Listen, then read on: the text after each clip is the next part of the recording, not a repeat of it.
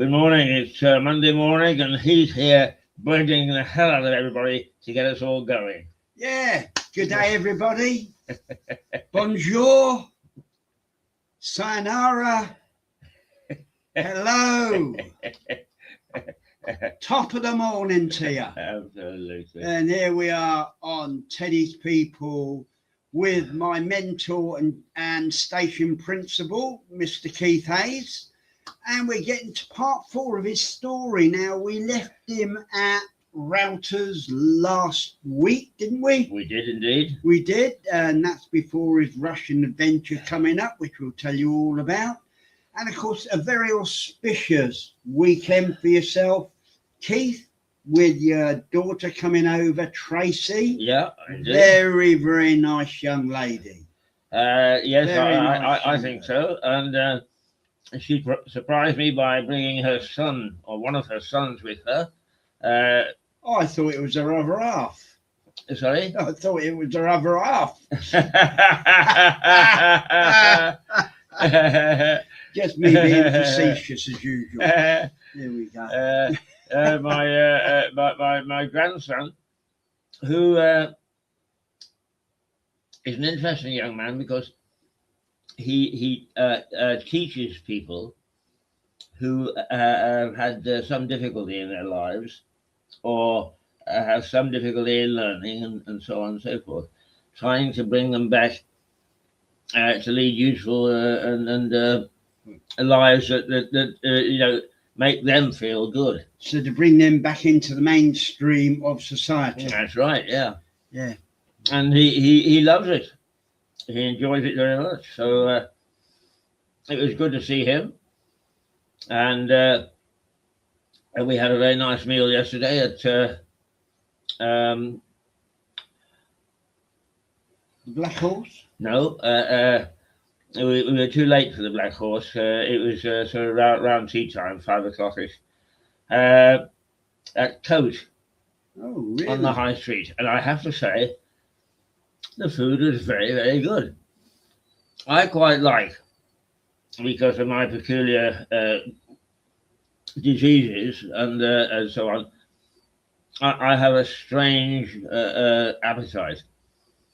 So I asked if I could have 3 starters instead of a main course. Said, yes, of course, sir. And they served out 3 starters to me, and they were all very good. You know, sometimes you can go into a restaurant and you look and there's nothing on the menu. Other times, yesterday, there were at least 10 things that I would have liked. So I would recommend Coach to you. It's still a good restaurant. And my viewers, of course. Yes, indeed. And my viewers. So we won't be doing Pub of the Week this week. We'll be doing Eatery of the Week. And the man, he eats out. You know, I don't eat out, to be honest with you. I put up with my own cooking and dog's dinner. So I'm more than happy. But this is a man with refinery and taste, even at his old age. So there you go, yourself. I love you, Keiith. Yeah, but it's lovely, delightful to meet Tracy, and of course the child, the grandson. Yes, I'm having my and of course, Parkinson's moment. Yeah. They came out and of course Tracy told me she came into Bristol and they drove here, didn't they? That's right. She flew from Belfast to Bristol, met up with her son, who lives very close to the gorge. You know, where the bridge is, suspension bridges. Oh, right. Yes. Beautiful country. Anyway, they got into his little car and off they toddled and drove down here. Arrived late afternoon and surprised you. And surprised me. That was Tracy's idea. She was telling me, showing her where to go on the way up when I let her in yesterday. Yes. And yes, indeed. Anyway, it worked for them. They got here. Delighted to do so. He hadn't been here before. she had a couple of times. The other thing is, Tracy had said to her son, "You understand B&Bs, find one." And he did it on price, not knowing the region, and they ended up in New Haven. So I shall... Blimey. I shall... New Haven. With some interest, when I meet up with them today, find out what the New Haven bed and breakfast scene is like. Well, I have to be careful here because our station is going to be making a push and pushing Mirador over the coming months. So I better be careful what I say about New Haven, having spent a couple of years there living myself. Yeah, well, I've lived there for a couple of months. Yeah, I've got to say, and it's just as well it is getting a facelift now, and they're working on the town centre. So they are. Lewes District Council is putting a lot of work into New Haven to make it feel like a port town, because you know, to have a major port there, and around it up to a couple of years ago there was nothing. Oh, absolutely. The high street was shut down. Yeah, it was a miserable bloody place. And the three pubs there were roughhouses. And they're some of the only pubs I've turned down living in Sussex to DJ at, because of you know, sort of, they didn't have the first thing about security. And so anyway, let's move on, get back to you. Now, we found you in Reuters. Reuters, right, in the year 2000. Yeah. I reached the magic age of retirement, and was politely asked if I would move my bum somewhere else. Actually, very interesting, because for those 10 years, I had been co-anchor with Melissa Conti, who appears on Mirador and is going to appear on your Mirador. Marvelous. And a very talented lady. And I was asking, actually, she and Connor, because Connor is her son. They both are in a choir that regularly sings at Carnegie Hall. Really? Yeah, I mean, they are talented people, very talented people. But anyway, Melissa and I have been co-anchor of this coast-to-coast business program, garnered about 8 to 10 million people each morning, which would put us about number 3 here in the United Kingdom. I think we were about number 20 in the United States, because well, it's a much huge bigger country. audience, a much bigger country, and people didn't realise the genius they had on their airwaves. Obviously. Well, I mean, that is, of course. But that program, as I left Reuters and said goodbye to everybody, including Melissa, that program also drew to a close. So it was end of a decade of really very exciting broadcasting, which, you know, normally you think, oh my God, I still wish I was there. But neither of us wished we were there, because the program came to an end.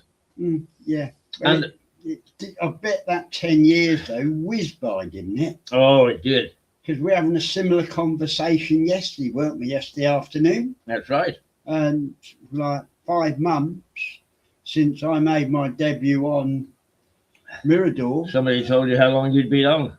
Yeah. I can't believe it, 5 months. Yeah. The public have had to put up with me. and I'm not going anywhere, because I'm still a young man.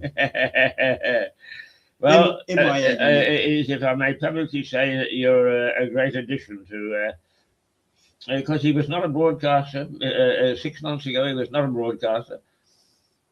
And as we all do, still not. I said, oh, come on, Teddy. It's about time that you did something like this. And now you can't prize him loose.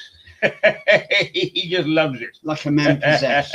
And he's taken to it like a duck takes to water. Well, yeah. Hey, look, can we get back to you? Stop building me up, please. Put too much expectation on the weight of my shoulders. So anyway, from there, and saying goodbye to Melissa for the time being. For the time being, I had in parallel with my work at Reuters proper, I'd done a lot of work for a lady called Jo Weir, a Canadian lady living over here, and who headed up something called the Reuters Foundation. And the Reuters Foundation had a very, very extensive training program. But until we appeared on the scene, Reuters had been very newspaper and text oriented. So its entire training program was for print journalists, for newspaper people, magazine people, and so on. And one day, Joe appeared in the corridor and buttonholed me and said, "Somebody has told me you're a very experienced broadcaster." So I said, "Well, you do."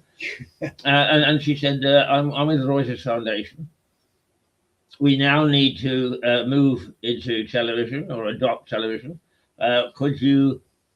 Now, before we get any further then, so what was the foundation actually? Was it a collection of ex-Reuters people? Or? It was directly part of the Reuters empire. So that includes all the personnel? Yeah.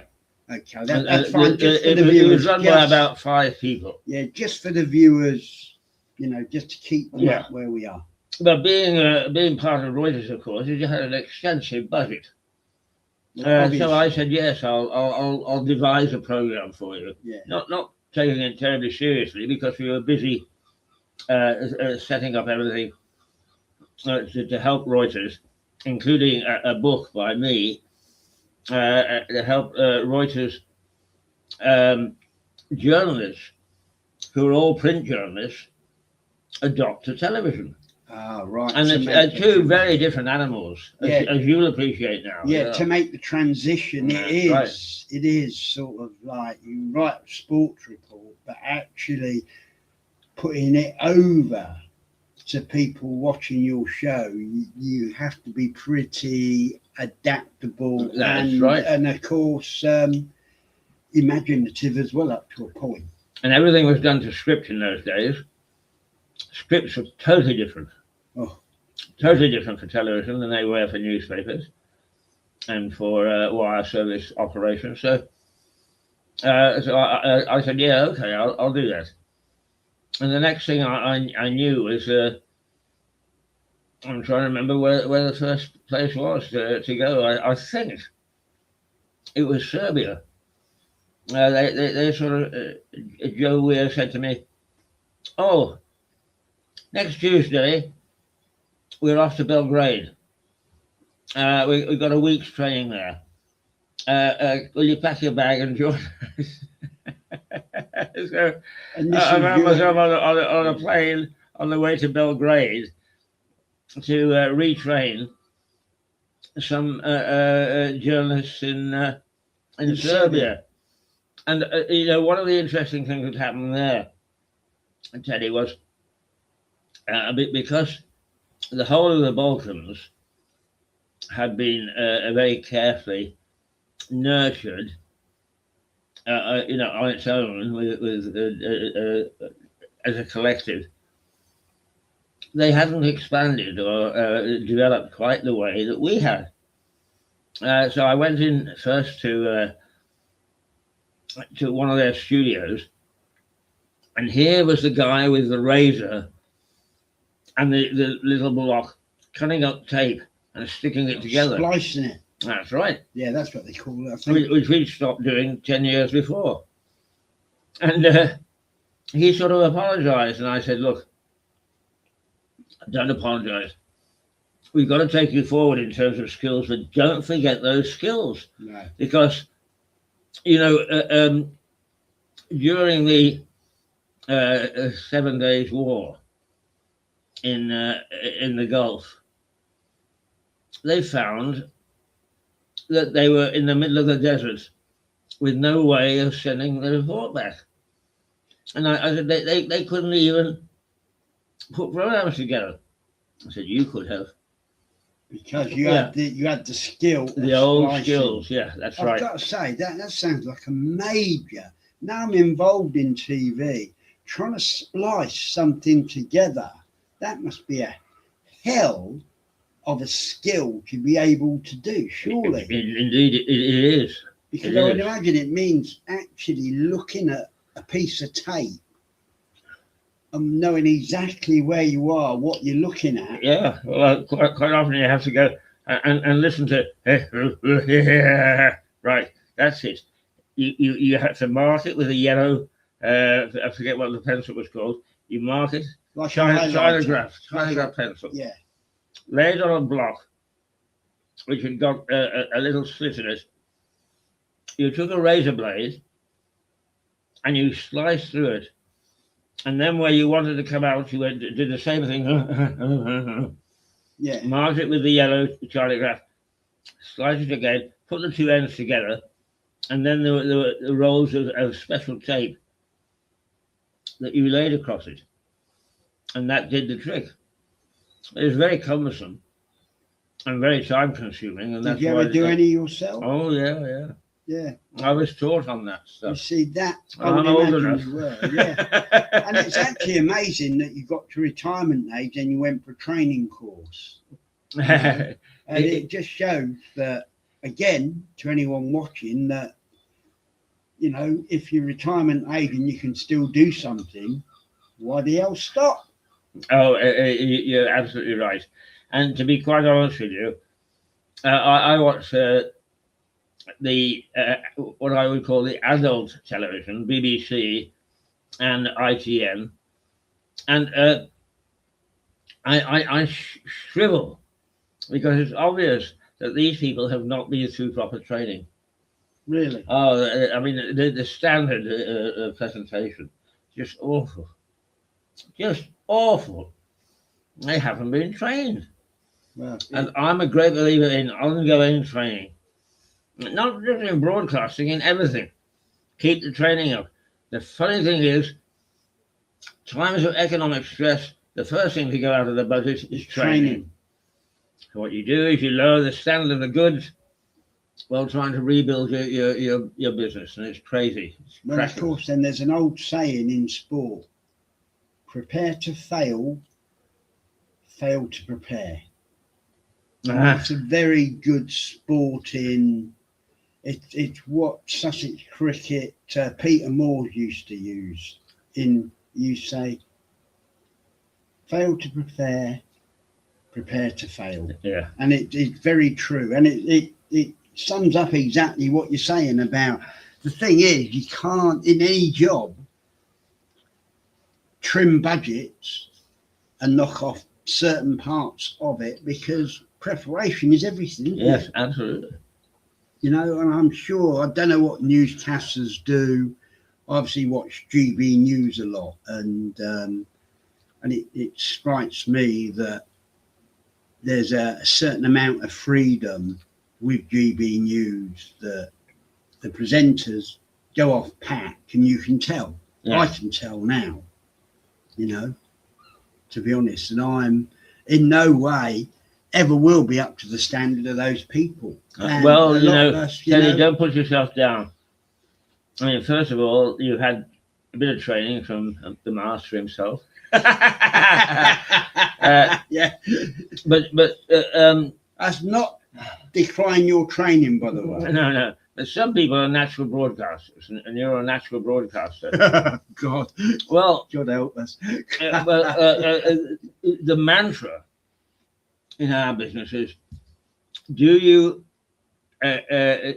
speak to the viewer as if they're in the same room with you?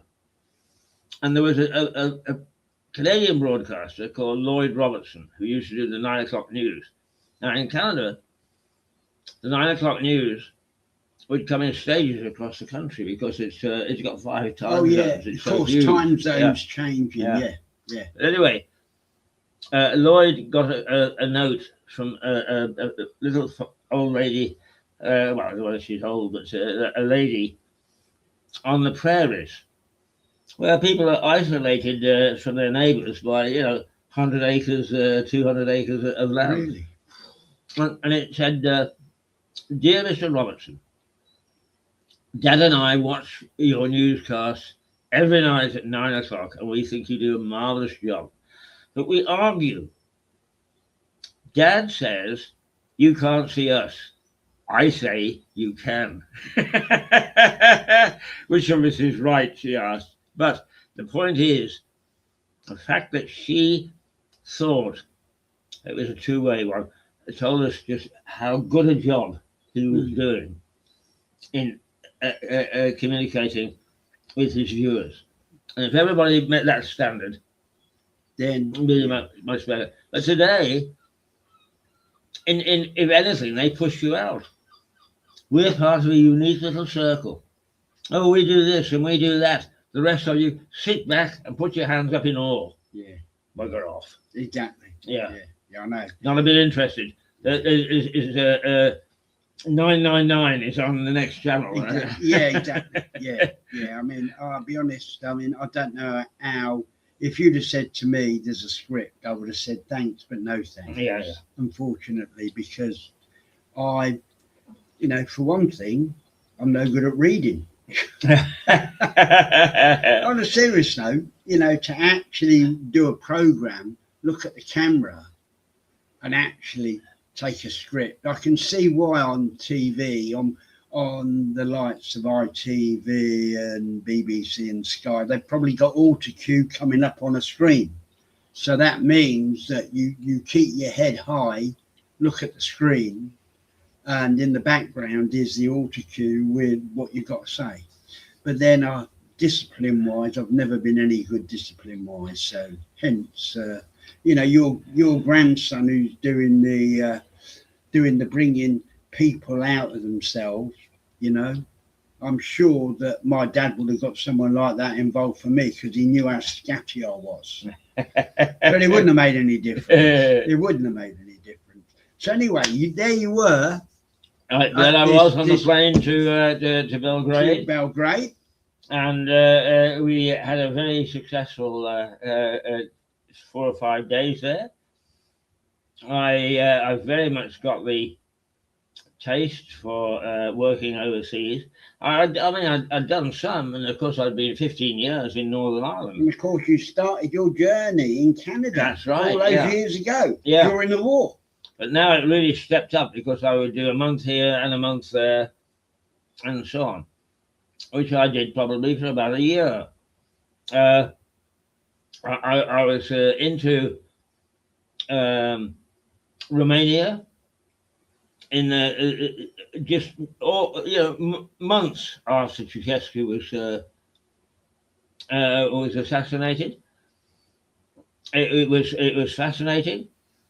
I wasn't in the main cities. I was up in a place called Silvery, up in the Transylvanian mountains. And it's funny because you stay in the hotel. Once again, I may say, this is where I started to find out that I wasn't a bad broadcaster. Trainer and broadcaster. I could pass my skills on. But every night, the cabaret act, an aging couple of musicians with a lady. And every night it started the same thing. Da da da da da da da da. I got to the point where if they didn't do it, I got very disappointed. Yeah. And you didn't do it yourself. But it was there that I discovered that, to this day, I am not terribly fond of Romanians. And that Ceausescu, they'd learned to become very selfish. And it was a question of self survival. Yeah. And you have to respect that to some extent. But they are quite inward-looking people.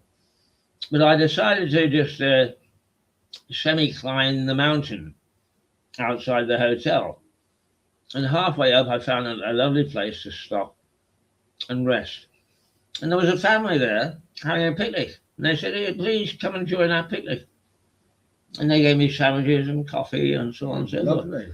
And chatted about, do be careful because there are bears around. Never occurred to me that there might be bears in Romania. But of course, I got used to bears in the wild in Canada.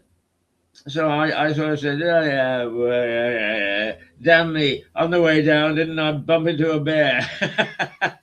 Really? Yeah. But really, Teddy, it's not being brave, it's being practical. You look at the bear, has it got a hump behind its neck? And if it hasn't, what you do is you go, shoo, shoo. And 9 times out of 10, it will shoo. If it's a grizzly, which is the one with the hump, he comes and has you for lunch.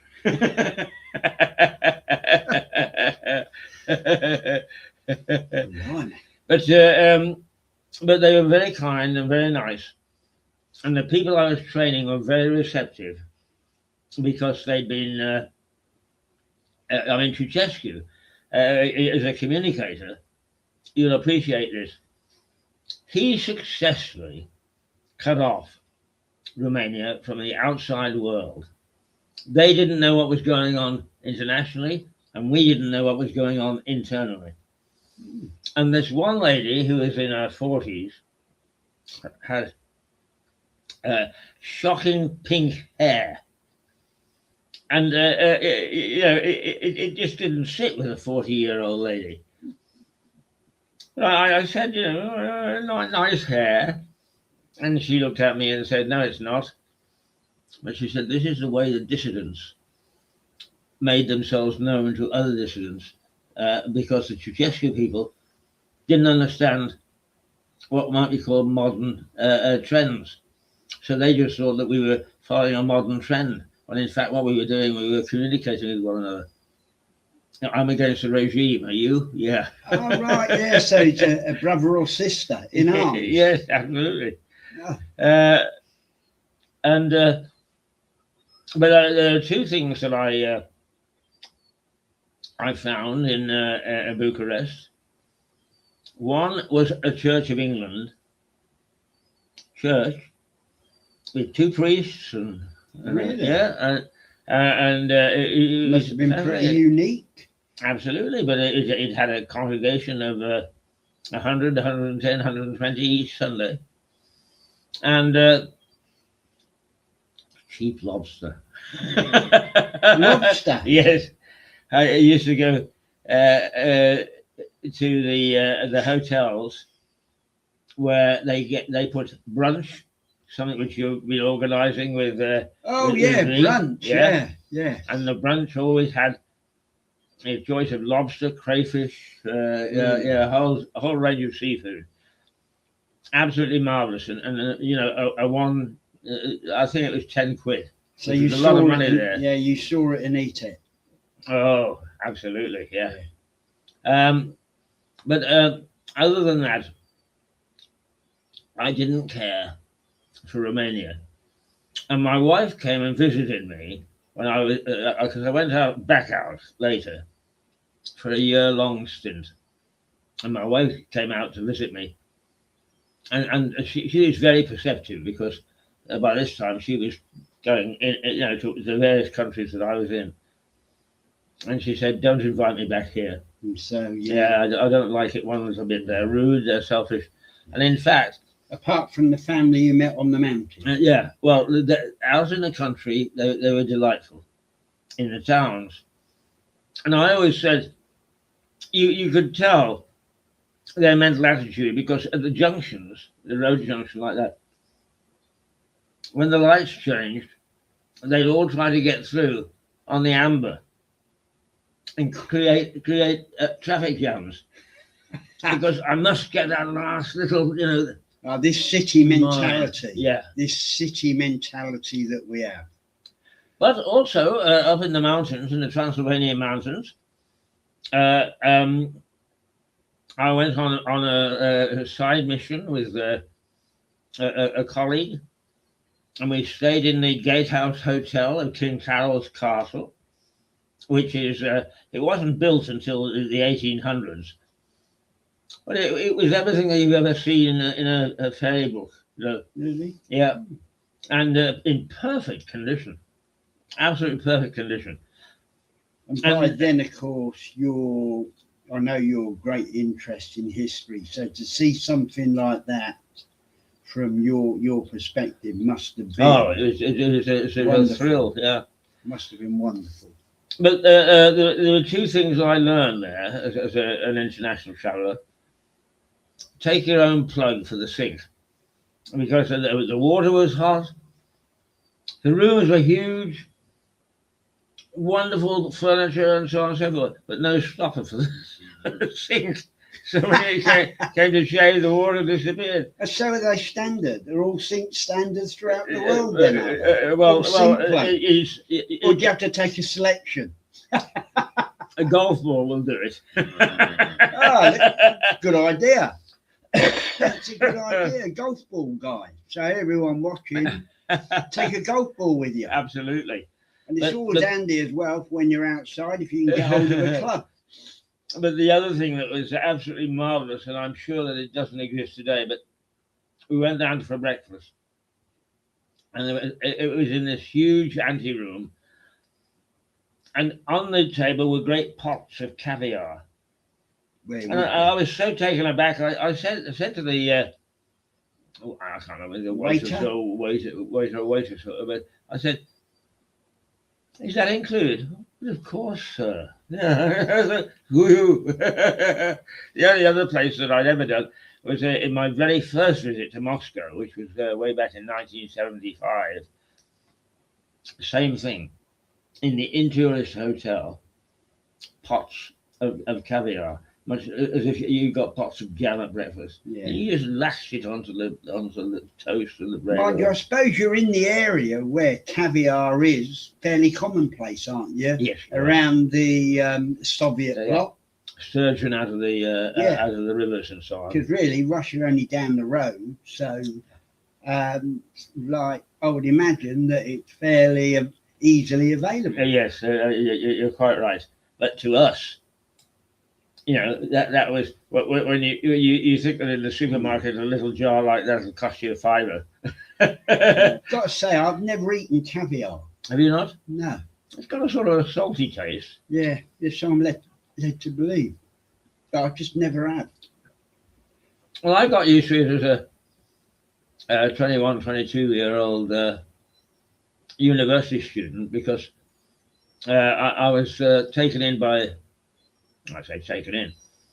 I became associated with a very old Vancouver family who went back sort of 200 years in their lifespan as a family. So you know, it was a very interesting way of life. And Nana Bell Irving, as she was known, would have a Christmas party to end all Christmas parties, believe me.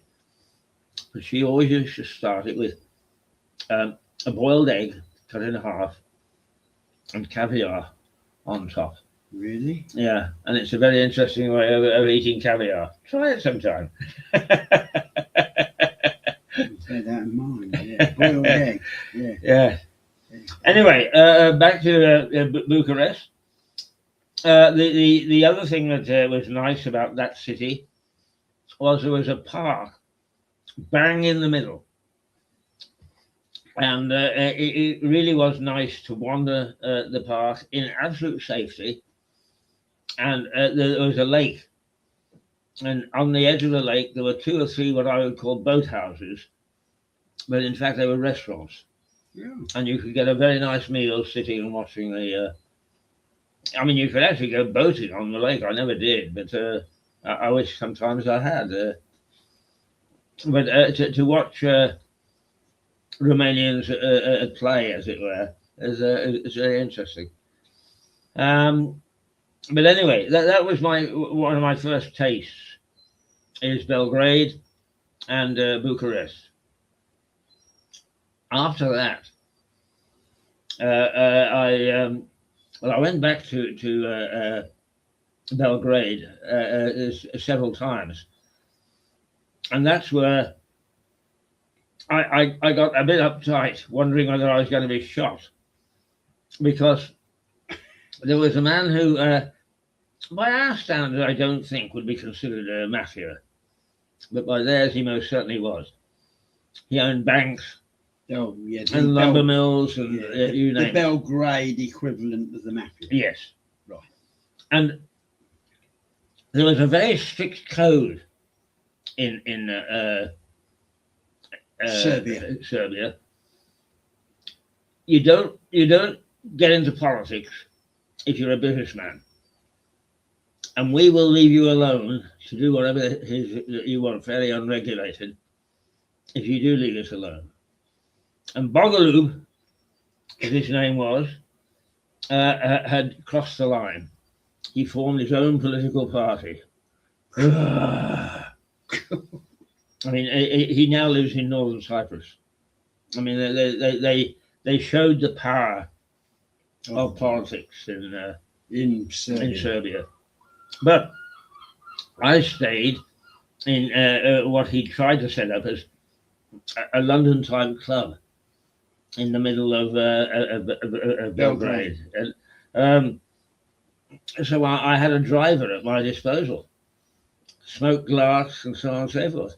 And of course, both the politicians and the rivals had got these things targeted. And every time he pulled up as a light, I kept on thinking, somebody's going to turn up on a motorbike. Yeah, the way they did it in Northern Ireland, bang, Bang. Gotcha. So your heart would go. Especially if you're in the car with him. Yeah, absolutely. They don't mistake me for him. But it was very interesting because he wanted to save his television stations. He understood their significance and their importance. And his children just wanted somewhere to broadcast for their own egos. Very cool. And I said to them, look, if we don't do this, and this, you're going to lose the license. Because, look, here's what the government is saying, and they're targeting you anyway. No, they wouldn't listen. What, the government and the mafia? Well, were they part of the same thing? Yes. They were. You don't divide the words. Yeah, I was going to say, because from what I understand, I've got a friend that goes out to Belgrade. His wife is Russian, and he leaves in Belgrade and stays at Belgrade. So I'm aware of that. Even now, there is tensions in certain aspects, because my friend Jerry, his wife Marina, lovely lady, but she's still got family in Russia, and of course she goes, because it's one of the few places you can get direct to Russia to, Belgrade. Yes, that's right. So I know that from what Jerry says, that sort of, you don't, as a British man, you try and keep a low profile. So I understand what you're saying. Yeah. And so they were part the same. The mafia and the government were all connected because of at the top, of course, backhanders and sort of like it goes on. Let's be honest, it goes on in politics, even in the West.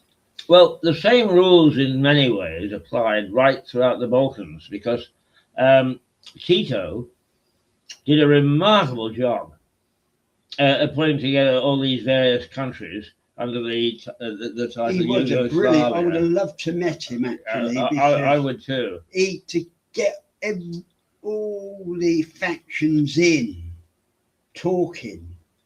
I mean, we saw it in this country with Northern Ireland, didn't we? That it very, very difficult.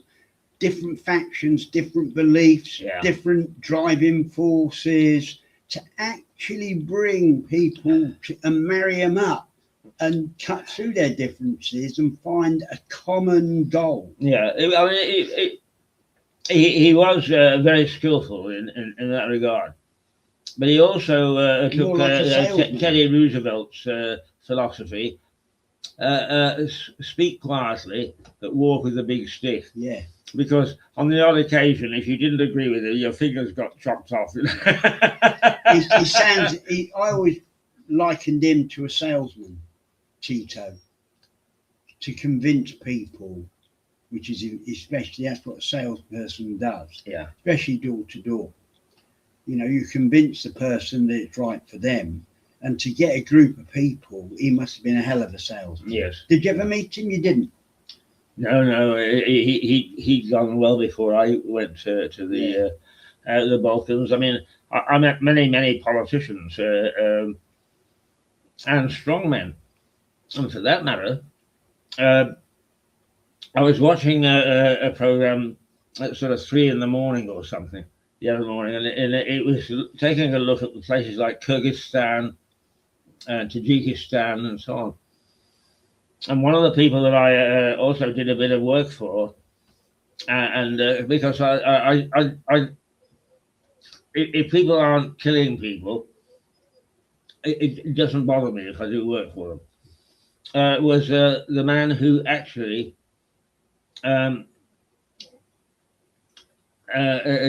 rebuilt the capital of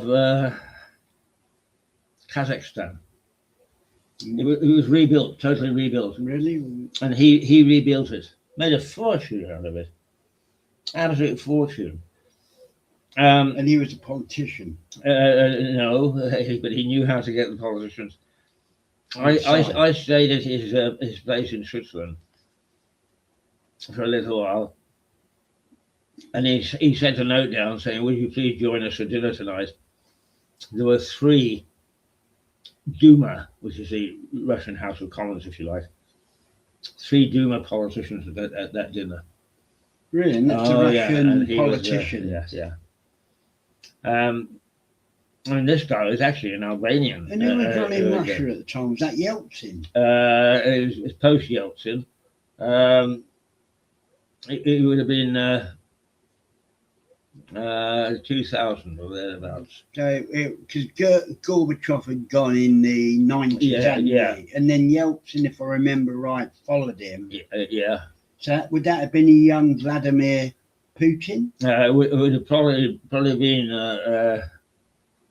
I think it was a troubled period where it all where there was changed, an interim, almost on a weekly basis. Interim sort of leader of the Communist Party. That before Putin and then Putin came on the scene. Yeah. Okay, that's fine. Again, just for the viewers to keep them in on our track, so to speak. So anyway, that was my first flirtation, if you like, with the Balkans, and then I did a couple of jobs in Hungary and the Czech Republic, and actually in Ukraine, Lithuania. Lithuania, yeah. Well, that's another interesting story, but just for the moment, we'll park that one. What's that? Well, it takes us away from mainstream. Right, okay. So keep you on the track. Yeah. And I came home one night, and I'd been courted by a group in Atlanta, in Georgia, in the States, to go up and head up their television operation because they wanted a business television operation tied to the markets. Something like the routers. A bit like that, a much smaller scale, but obviously. Yeah, but every company's got to start somewhere.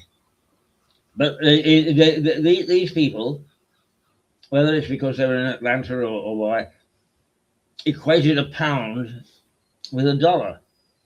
So if in those days they were offering $12,000 a year, it was $12,000, which actually transferred to something like 9,500 quid. Yeah. You just lost it in the translation, as it were. So I wasn't terribly keen because if they got that level of knowledge, I was worried about what interference you might get if you were a chief executive of an operation like that.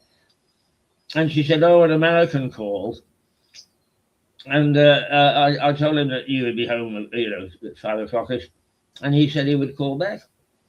And I said, "Oh, it's those bloody Americans again." I can't seem to get through to them that a pound is not a dollar. No. So anyway, the phone rang, and I picked it up, and this chap said, "Hi, Mr. Hayes. I understand that you want to go to Kosovo." I said, "I do." Really? Yeah. No, I hadn't been to Kosovo, but I heard a lot about it because the Serbs thought there were subhumans living in Kosovo, and They're neighbours. Yes, well, more or less, yes. Certainly part of the Balkan 10. Yeah. And I'd heard quite a bit about it from a colleague who had spent a couple of years there. So I said, "Oh, I'll chat." And he said, "We're looking for what we call a chief of party, for a chief of party, they call it, a COP. It was the head honcho, that's it. Oh, right. Okay. For our program of putting Kosovo's media back together. And you're a Balkan expert, as it were. You've been there several times. Are you interested?" So I said, "Yeah." And he said,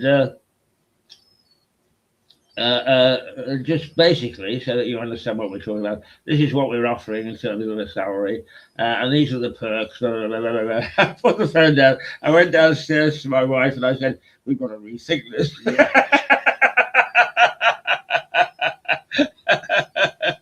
And the other thing that amazes me, your wife stayed true to you all those years when you were literally an early globetrotter, weren't you? Yeah, I was indeed, yeah. You were one of the first, I would imagine, in media that was original pioneer. Indeed, I was. You know? In a number of areas, I was. And you never found a pie in your ear. But yes, my wife was very understanding, and she was. And did you ever stray? Oh, what sort of question is that? I know.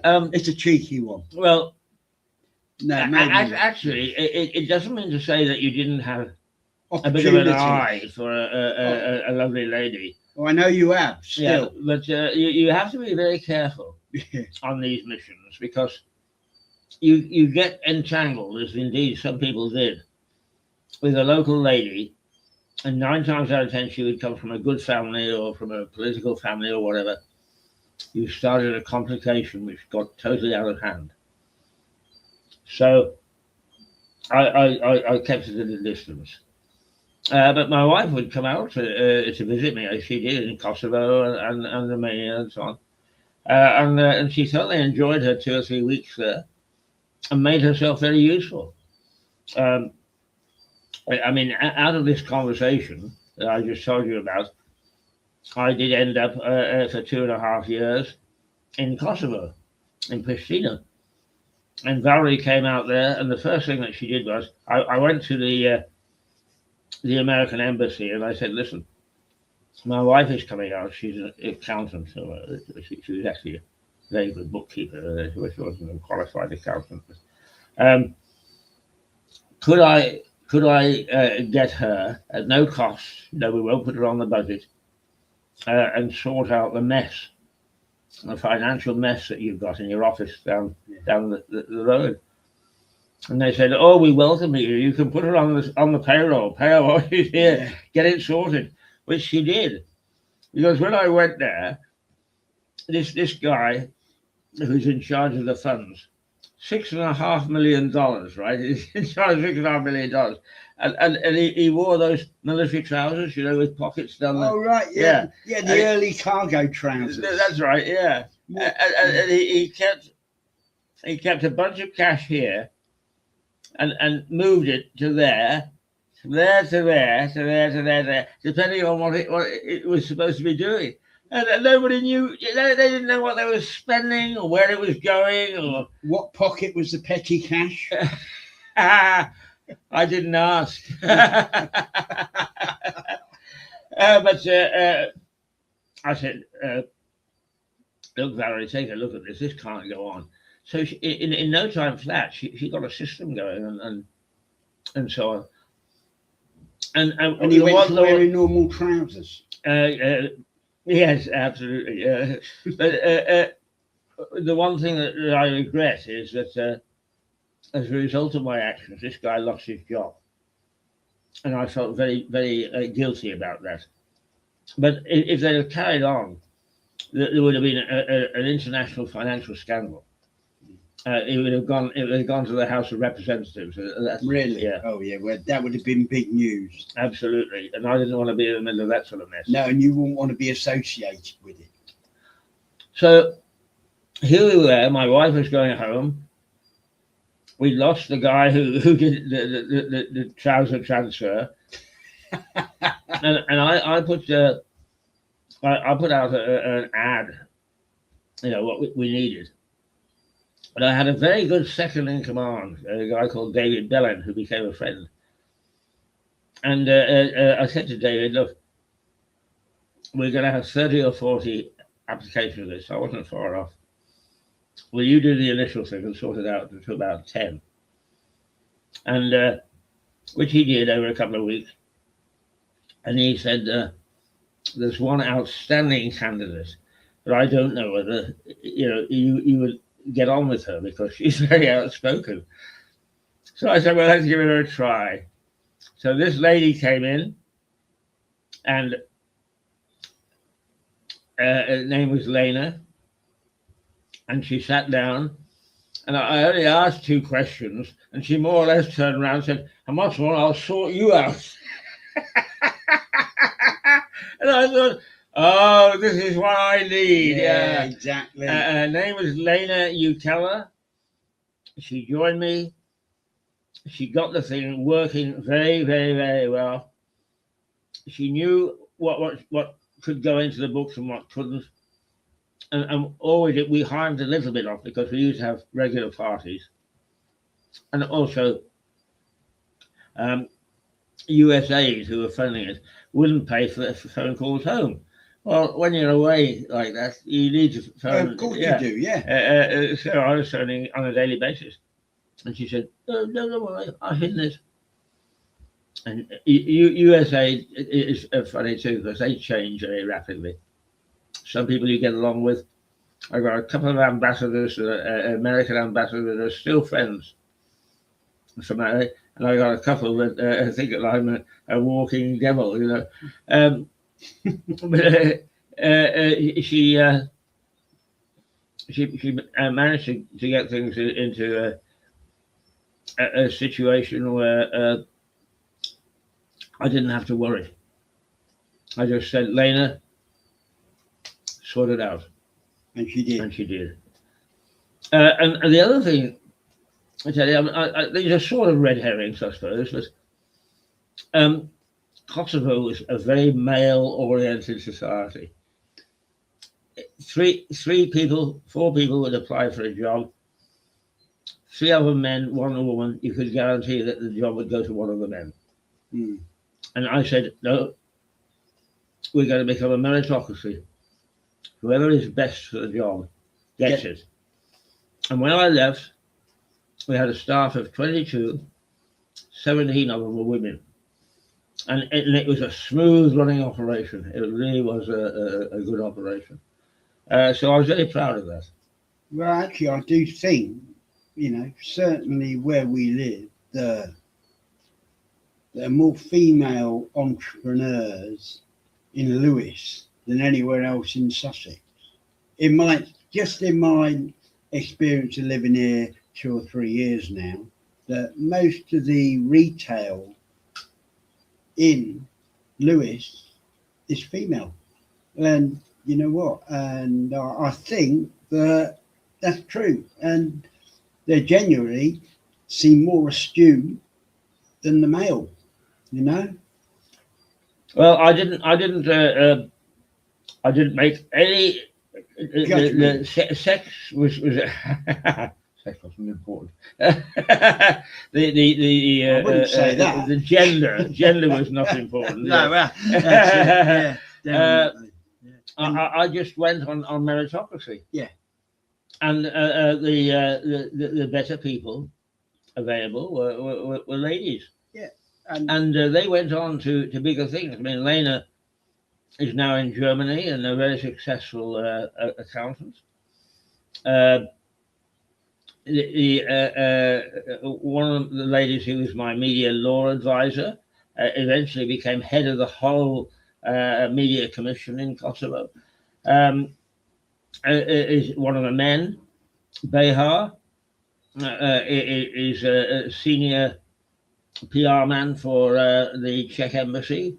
I mean, they went on to bigger things because of their ability. And I was very, very pleased that I made that. How does it feel that you've driven that forward through your time out there? You must be very proud of that. Well, I feel satisfied that I wasn't wasting government money. I was taking things forward. And to my crying shame, I never spoke out, because there are some dickheads in our embassy and in the American embassy who really didn't know what it was all about. But don't you think the people involved in all those organisations where you took them forward by employing females, don't you think those you set the precedent there that's probably carried on?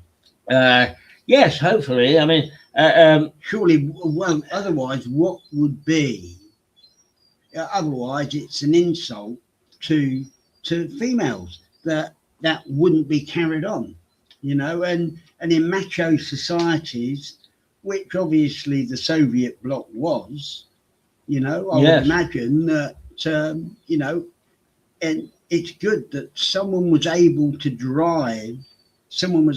start the revolution for women that must have carried on, I would have thought. Yes.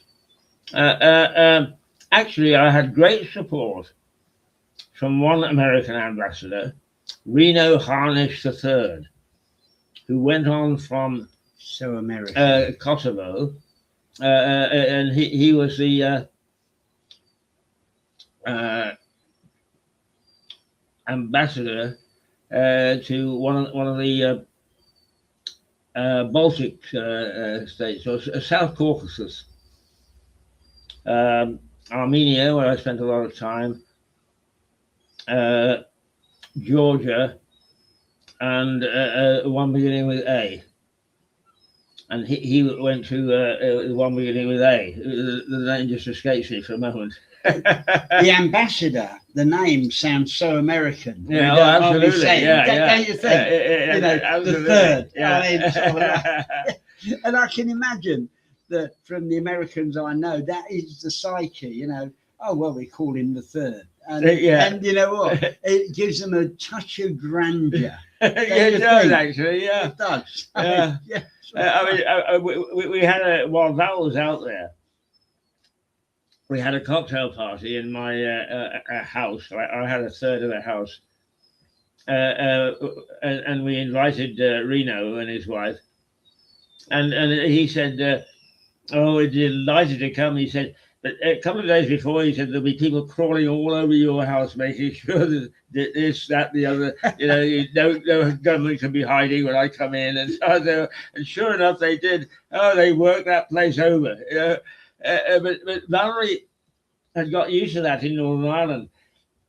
And on one occasion, we had a room for the media in the Grand Hotel, and I don't know where I was, but Valerie was there, and the MI5 came in, and then they searched the thing, and she said, the one guy said, "There, do you feel safe now?" And she said, "I told him I did until you turned up." But it was much the same sort of thing, you know. They're talking of that, just changing the subject briefly. A friend of mine who I knew very well when I lived in Hove for 20 years ex-police inspector, Brian Palacio, and he started seeing Mila, this lady from Moscow. And anyway, he said to me one night in the pub, he said, I've just bought myself a lordship. I said, what do you mean bought yourself a lordship? He said, well, I'm now Lord of, he said, somewhere unique in Sussex. I said, really? Yeah, he said he paid a couple of £100 for it. So I said, now we have to call you my lord. And he said, I just thought it'd be a laugh. And this is from a retired police inspector. And I said to him, Brian, I didn't think you people had senses of humour. And anyway, and sort of like, so I said to him one week, I said, so when you go over to Mila's place in Moscow, he said, so they know you as Lord? He said, yeah, Lord Palacio of Sussex. And sort of like, and you know what? And he lived this, and he's still seeing Mila now, I believe. You know, so it's just a byproduct of what you're saying. No, I mean, it is interesting. If we cast our mind back to when I was at Reuters, I covered a story where Lord, and his name will come back to me, just along the coast here, was selling. No, the other way. Oh, right, the other way. Yeah, towards Rye. Towards Rye. Camber. Don't think so. Camber Sands. No. It is. Where is the pavilion? There's a pavilion. I know Rye. Yeah. Well, this side of Rye, that side of Lewis. But anyway, he was selling off without getting rid of the main title. He was selling off earldoms and so on and so forth. Really? Yeah, which had been granted during the Norman period, and his family had held, and a piece of paper in a safe and so on and so forth. And he sold them. And you could become a lord for about £500. You know, I didn't have £500 at the time. You know what? I tell you, I just cannot believe that how entrepreneurial British people are. Whoever thought of that? Yeah. Selling lordship. I think that's brilliant. That some of my mates in London who were dodgy but perfectly respectable, and that's the sort of stuff that you can do. You know what? It's amazing how people would call it a scam. Of course, a lot of viewers now would call it a scam. But it's a nice sort of scam, I think, if you can buy yourself a title for a few £100 like Brian did. Yeah. And I said to him, that's the nearest you'll ever get. He said, that's why I had to have it. And he said when he was a copper, he couldn't do it. But he said, now I'm retired. Yeah, I can do it, yeah. And he retired with a very good pension, you know, about 40. So Delaware. Sorry? Delaware. Lord Delaware. Ah, Lord Delaware. Yeah, and there's a Delaware pavilion. Really? Along the coast here. But very plastic, though, weren't he? No. Delaware? No. That was a plastic product, Delaware. Ah, right. It is got to be up in the morning to catch me. Yeah. Mr. Hayes, you really have. But your plastic is pretty good plastic, because Delaware in the States is a whole state. I know it is. Right, and I it's know. named after him, Delaware. Yeah. Really? Yeah. That's amazing, isn't it? It's amazing. In fact, if you want a dodgy company, go to Delaware. Exactly. Yeah. And guess which town is in Delaware? Yeah, I love Lewis. Yeah, exactly. Yeah, and don't look at me.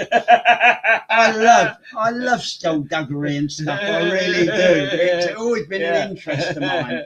But however, I'm not going to go on to it in Teddy's People with the great man, Mr. Keiith Hayes here. I don't want to bring the station down. Oh dear. So anyway, well, I'm just looking at how we have we been on the air 1 hour and 4 minutes? We have. Indeed. Goodness gracious me. We haven't even got into Kosovo. Oh, no, we haven't, no. But we'll save that for next week. Very well. All right. Very well. But I mean, some of the stories that we get into, including yours, are pretty interesting, I think.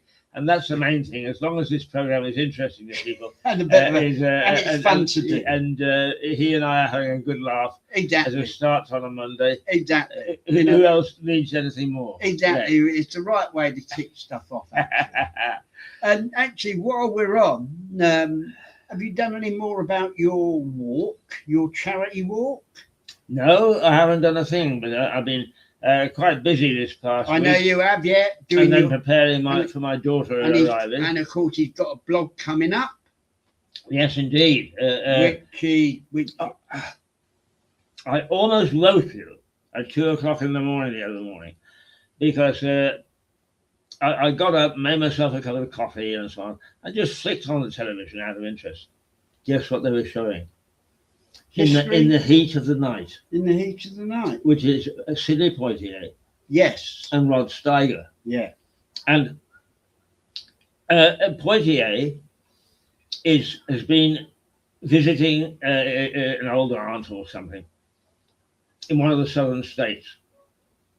And he gets stuck in the station waiting for the train at 8 o'clock next morning. I've seen it, yeah. Yeah, you've seen it. Right? Yeah, I have, yeah. Well, if you haven't seen it, it's a powerful, powerful movie because there is a murder while he's in this station, and they pull in anybody with a black face who's out at night, and he gets pulled in.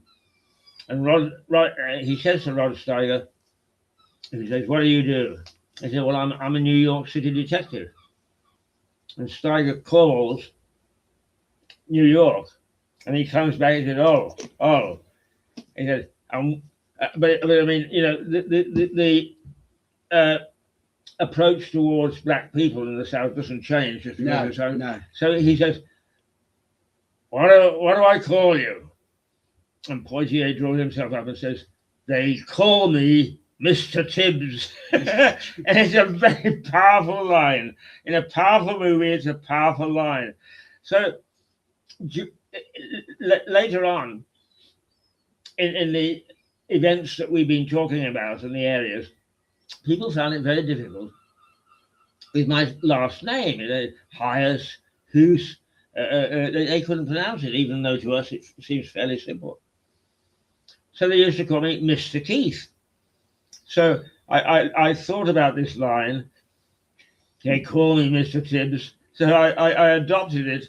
They call me Mr. Keiith. And people still do, I've noticed. Yeah, and that's right. Well, it became a bit of a laugh among my friends, of course. Exactly, of course. But that's what I've called the blog. So keep an eye open for They Call Me Mr. Keiith. It'll be on your screens in the autumn, and is hopefully do some interesting things. And of course, you've heard it here first on Teddy's People. Indeed, yeah. And your walk is still in the planning stage. Yes.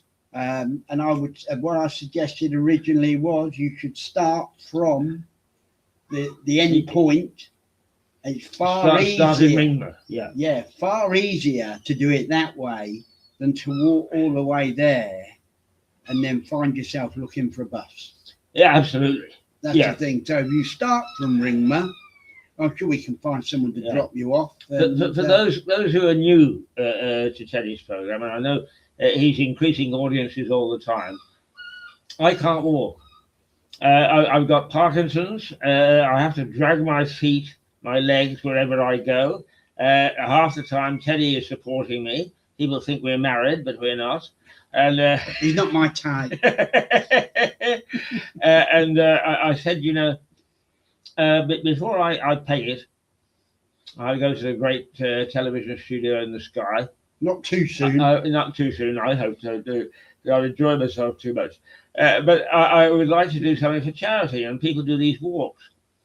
So bearing in mind that I can't walk, I'm going to do a travel, a walk from Lewis East to Lewis West, starting probably in the little church where Mr. Harvard of Harvard University was married to a lady in Ringmer, and I remember her name, Sadler. She was a Sadler in Ringmer.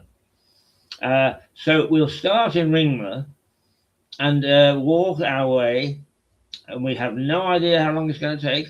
I haven't tested anything yet. And we'll end at the Amex Stadium in Falmouth. And I don't know how these sponsorships work, but we'll work together as Teddy on making sure that it's a good sponsorship. And with our interest in sport, I have a tendency to think that it would be good if we raise some money for the people who are researching, the footballers who head a ball and get their with the dementia scrambled. Dementia. So that's what Teddy's talking about. And as we plan it, as we get closer to it, we'll let you know what we're going to do, because we shall do one of those things. Is as you go by, toot your horn. Toot, toot. Yeah, exactly. That's it. I did look up because I thought that you might ask, because he normally segues into his sports program this morning, and I don't know whether he's going to do that. But if I can just tell you that there is no activity at all in the Northern Hemisphere. The boys are taking a well-earned rest before they start again in September. But the equivalent of our league, if you like, is starting in New Zealand, Australia, and South Africa. And the teams are lined up this Friday, the 30th of July, is when they kick off down there. And what sport is that? Rugby union. I thought it might be rugby. I thought it might be rugby. I mean, that's the one that you charged me with looking after. Of course, yes, indeed. Yeah. So we'll try hard to keep some sort of a view on what's going on down there, because they are good footballers. There's no question. They are very good footballers. And of course, I intend to start the Mirador Fantasy League, which will be carried on the Sun newspaper, fantasy football, coming up in the next, before the football season starts. As soon as the Sun launch their game, I'll be launching the Mirador League. I'll be giving you a PIN number to enter a team, along with the team name, and you put your team name in, you pick your team from the reservoir of players that are put up by the Sun newspaper, and it's free to enter. And as with the Mirador Alchemy in Bloom competition, there's a cup on the way to the winner of who did win that? Margaret of Flat 14 here in Lewis on the Cleave Down estate. There was about 16 entries, which were all taken pictures of by myself and Dawn, the estate leader, lovely girl, and it was sent up to our head office, whereby I asked them to pick the winner, as I could hardly devise the competition along with Keiith and pick the winner. So, and with the Fantasy Football League, whoever wins the league outright will either get a trophy or maybe even a gift card of some sort. So, and it's free, and it will be free to enter. And at the same time, I will be doing a roundup, a build up to the kickoff, start going through all the teams on an individual basis about the new players, the managers, if they've changed. And with just as a throwaway mark, I know a lot of Arsenal supporters, but I believe the Arsenal are going to be well short, because all their World Cup players, a couple of them are injured. They've come back injured, and then some of them are taking an extended break because they played something like 90 games last season. Right. So, and my early tip would be they play the promoted champions of the championship from last season, Coventry City, back in the Premier League for the first time since 2001, when Gordon Strachan actually, unfortunately, he he got the team relegated, but he's a brilliant manager for Coventry. He had the entertainers before that, the likes of McAllister in midfield, and Robbie Keane played for them. Absolutely fantastic side, but they were still relegated in 2001, and they'd never been relegated up to that point. They had 40 years when Jimmy Hill took them up in 1966 and 67, and they stayed in the first division, then the Premiership, for 40 years. Wow, that's a record. Exactly, and then good to see them back. And then 2001 they got relegated. The club got taken over by a bunch of Muppets. Because I was DJing up there at the time, and I wasn't one of the Muppets that took them over. Unfortunately, well beyond my pay grade. And they're DJ, nightclub DJ. So, and basically,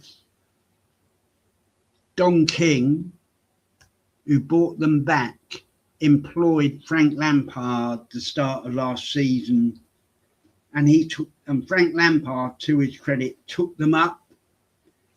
And of course, they played their first game in the Premiership against Arsenal, and I am predicting a shock result there. Their first game against Arsenal. Right. I think they're kicking off the Premier League on the Friday night. Wow. So I am predicting a shock result. And remember, you heard it first at Mirador Sport. So, and that's my early... and of course, my proper team, Fulham, who knows? And I always say the start of a football season, as someone that goes, it really is a roller coaster ride being a supporter of a Premier League team. Yes, it is. It is. It's up, down, swerve. This year's hero is next year's villain. Exactly, yeah. And all sorts of turns in a season. And of course, we have the caretaker manager from the Bernabeu, Real Madrid, last season. He, I think out of 30 odd games, he had a win rate of something like 60%, but they still moved him on at the end of the season to bring Jose Mourinho in. And as I say, I'm waiting for that roller coaster to start. And I should be on the sidelines in the terracing with my mobile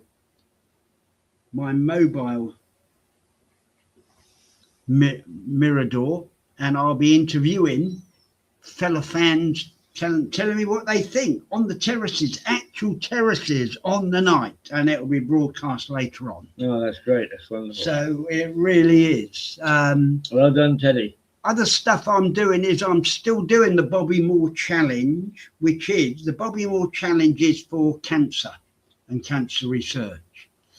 And I'm saying to people, don't try and find my giving page. If you really want to contribute, just go to the Bobby Moore Fund. It comes up the cancer, and just put in to the cancer fund. It's not about me, it's just me doing, because I've done a lot for charity over the years for prostate cancer and stuff for 25 years. And it's good to put back in. And so hence I've got involved with the Bobby Moore Fund. I'm saying, don't worry about my giving page. I mean, I don't understand it anyway. So no, normally. So just put a donation in to the Bobby Moore Fund, blind, and that's all I would say. And I'd say thank you very much, because cancer is the biggest killer, isn't it? Isn't it? It is. So you know what? And of course, this gentleman will be raising money for Parkinson's. Absolutely. So really, I'll be back on because Keiith is here tomorrow with the Tech Saint. The Saint, yes. Tomorrow morning. Right. And then I was doing the Wednesday debate this Wednesday, but unfortunately, owing to our local politicians not being interested to come and actually tell us about the plan to reinvigorate, to boost the high street. When everyone uses their high street, whether you do it without thinking about it or whether you do it deliberately, our high streets are badly in need of reinvigoration. And the only people that can do that are our politicians. So that's, you know what? Well, that's absolutely disgraceful that people elected to represent our people in this, whether it's the town or the district, will not appear. I think you're absolutely corrupt because you're hiding something. That's what you're doing, is you're hiding something.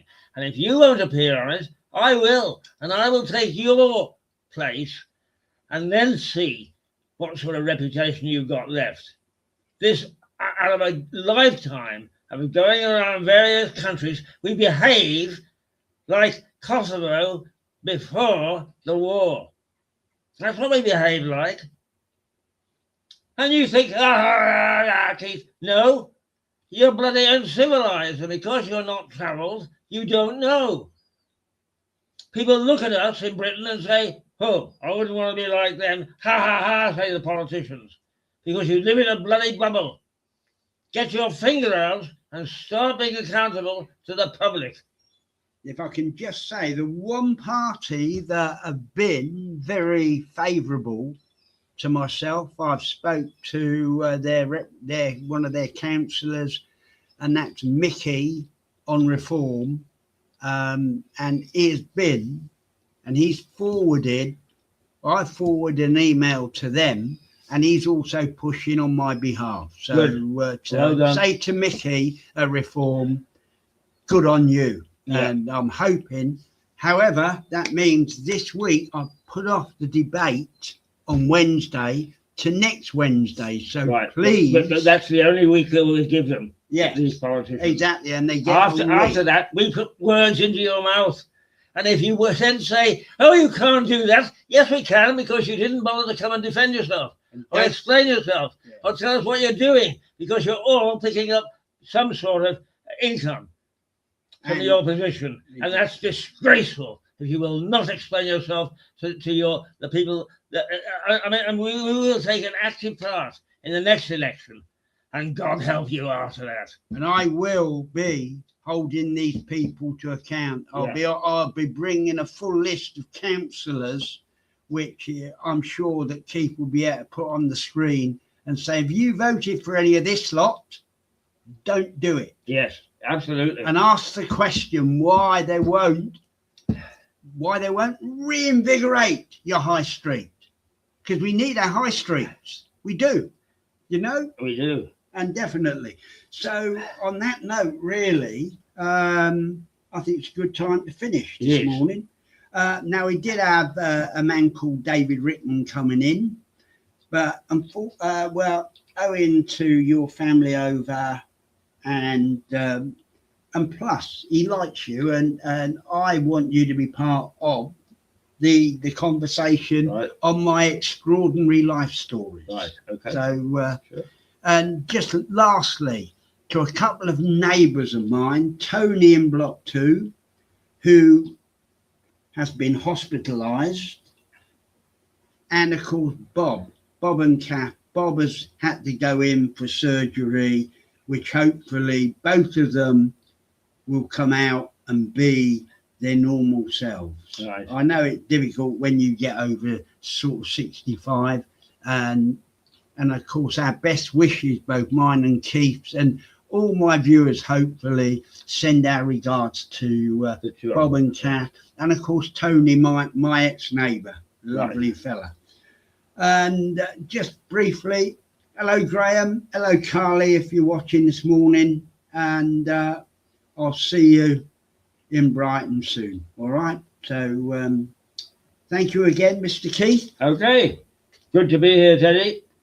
As usual, and the dynamic. To the pit to all the viewers that have listened to the rubbish that I spout. And the dynamic duo for Monday are saying it's a wrap. It's a wrap. Wrap.